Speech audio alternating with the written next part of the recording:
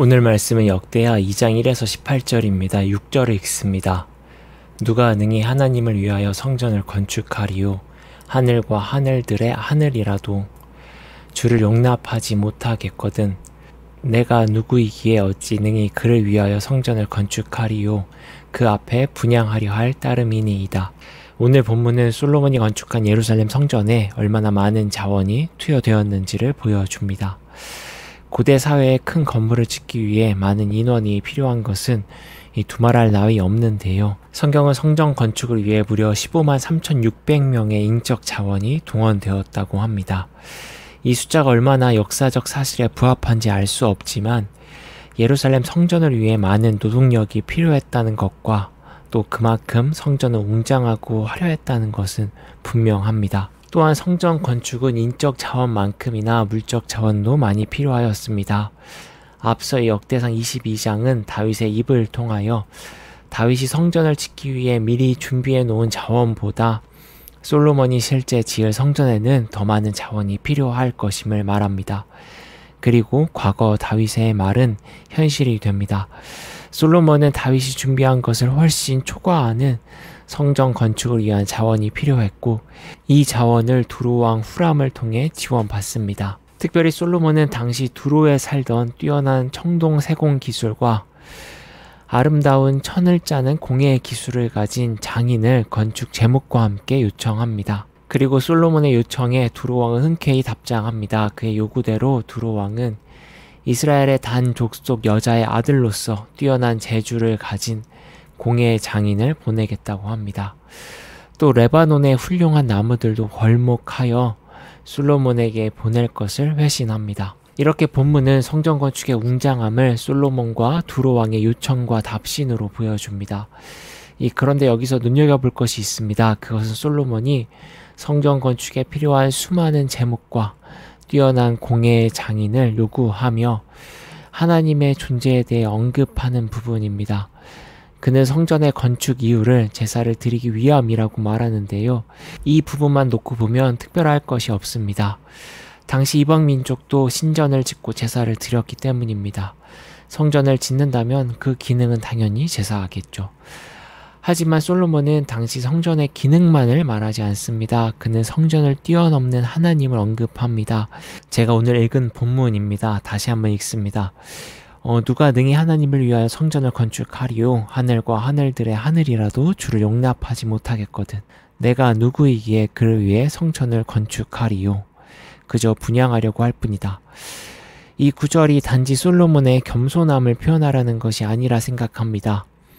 성전이 갖는 공간적인 기능, 화려함을 뛰어넘는 하나님이 있음을 잊어서는 안 된다고 말하는 것이라 할 수 있습니다. 사람이 만든 인공 건축물이 주의 능력을 한계 지을 수 없다는 이야기입니다. 다시 말해 성전이 화려할수록 하나님의 능력이 높아지는 것도 아니고 성전이 없어진다고 하나님이 사라지는 것도 아니라는 이야기입니다. 좀 과감하게 이야기하면 지금 짓는 성전은 그저 하나님을 예배하기 위한 기능적인 차원임을 잊어서는 안 된다는 뜻입니다.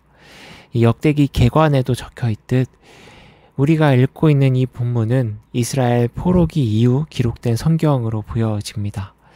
포로기 이후의 이스라엘, 그들에겐 솔로몬이 세운 화려한 성전이 사라진 시대입니다. 재건한 성전도 변변치 못했다고 합니다. 이러한 현실에서 그들이 기억해야 할 것은 이스라엘이 가장 부강했던 시절, 그리고 그 시절에 만들었던 화려한 성전이 아니라 그들이 예배하는 하나님이 누구인지, 과거 그들에게 하나님이 어떤 존재였는지 기억해야 하는 것이었습니다. 이스라엘을 억압에서 자유로 인도하시고 거룩한 백성이 되어 대안적인 공동체를 만들길 바라셨던 주의 은혜를 기억하는 일이 화려한 성전을 짓는 것보다 중요했습니다. 어서 빨리 다윗의 시대, 솔로몬의 시대처럼 부강해져서 그때의 풍요로움을 다시 복원하는 것이 중요한 게 아니라 비록 광야의 생활이었으나 주와 가장 가까웠던 때를 기억하고 그때를 회복하는 것이 우선이었습니다. 그런 의미에서 본문은 성전의 웅장함을 말하는 듯 하지만 실상은 그 웅장함이 결코 기능적 차원을 뛰어넘지 못함을 말하고 싶었던 것은 아닐까 생각합니다. 그렇다면 주를 기억하기 위해 무엇을 해야 할까요? 본문은 과거 광야의 시대, 즉 주의 가르침이 선포되는 시대를 연상시키는 구절을 등장시키는데요. 그 예로 성서학자들은 두로 왕이 보낸 단 족속에 어머니를 둔 뛰어난 공예가가 마치 출애굽기 31절 성막을 만들 때 등장하는 뛰어난 기술자 2명 중 1명이었던 오홀리압을 연상시킨다고 합니다. 오홀리압이 단 지파에 속하였기 때문입니다. 그렇다면 오홀리압과 함께 성막을 건축하는 일을 맡았던 또 한 명의 세공 기술자 부살렐. 부살렐은 누구를 연상시킬까요? 그는 유다 지파 소속이었는데요. 솔로몬이 바로 유다 가문 출신이죠. 본문은 솔로몬과 두로의 세공 장인을 통해 마치 광야 시대의 부살렛과 오홀리압을 떠오르게 합니다.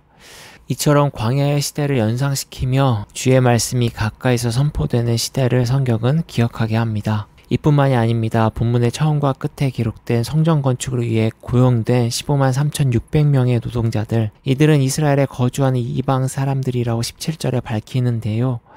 이는 레위기 25장과 신명기 20장에 등장하는 동족을 노예로 삼지 말라는 율법을 솔로몬이 따르고 있는 것입니다. 언뜻 보면 솔로몬이 이방 민족을 차별하고 있는 듯 볼 수도 있습니다. 그런데 실상은 광야 시절 선포된 하나님의 말씀을 솔로몬이 기억하고 있는 것임을 보여주는 구절이라 할 수 있겠습니다. 결국 본문은 솔로몬의 웅장한 성전 건축의 과정과 광야 시대의 하나님을 연상시킵니다. 그리고 이를 통해 이스라엘에게 중요한 것은 화려한 시절의 회복이 아니라 하나님을 기억하고 가까이 하는 것이 무엇보다 필요함을 말하는 듯합니다. 주를 기억하기, 그래서 그의 말씀으로 주와 깊은 교제의 삶을 살아가기, 이 성경의 주요 주제 중 하나입니다. 바라기는 우리도 주의 말씀을 되새기며 우리의 삶에 주와 깊은 관계가 무엇보다 우선되기를 소망합니다. 삶이 어렵고 힘들수록 주를 가까이 하는 우리가 되길 기도합니다.